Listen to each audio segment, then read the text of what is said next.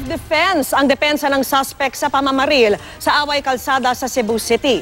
Edited din daw o hindi buo ang lumabas na video kaya raw hindi kita ang mga umunoy kasama ng nabaril na motorista. Pero sa litratong ibinigay sa GMA News, iisa lang din ang nakunang kasama ng biktima. Nakatutok si Emil Sumangi. Ibinigay ng isang source sa GMA News ang larawang ito kung saan makikita ang road rage suspect na si David Lim Jr. bago nangyari ang pamamaril niya sa nurse na si Efraim Nunyal. Makikita na si Nunyal na may kasamang isang lalaki na hindi nakita sa viral video ng pamamaril.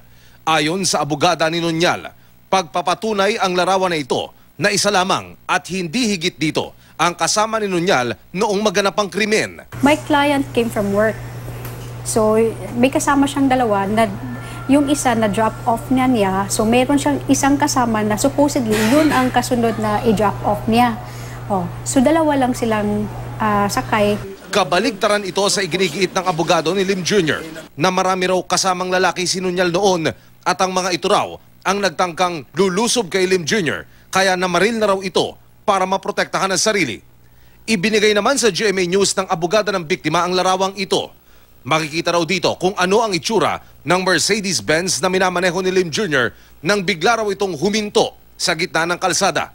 Hindi binanggit kung sino ang kumuha ng litrato pero sinasabing kinunan ito pagkatapos ng barilan bago tumakas si Lim Jr. Isa lang yung road. So siya yung nakasunod, hindi siya maka-overtake kasi nasa gitna siya. Si David. Okay. Normal reaction, you hang. And then you ask, you hang, para tumabi siya. Hindi siya tumabi. Pero ayon kay Lim Jr. na aming nakapanayam bago ipasok sa selda kagabi, paulit-ulit daw siyang binusinahan ng grupo ni Nunyal. They know from the very beginning that I wasn't driving zigzag.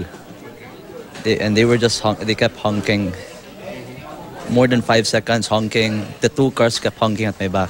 Giit niya, may iba pa raw na hindi nakita sa viral video na anyay edited na. When I went down the car, he kept shouting at me pa. So we got into a fist fight.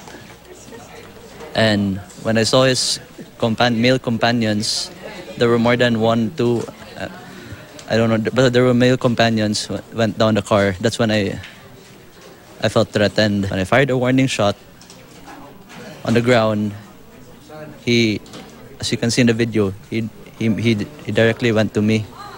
So I just had to restrain him before he could get the gun from me, and we don't know what we might do. Giit ng abogado ni Nunyal, raw at hindi raw edited ang video na kumalat sa social media.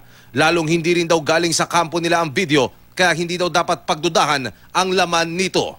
Kanina, sabi ng kampo ni Lim Jr., magbibigay daw sila ng 300,000 pesos na reward sa sino mang makapagbibigay ng kumpletong video.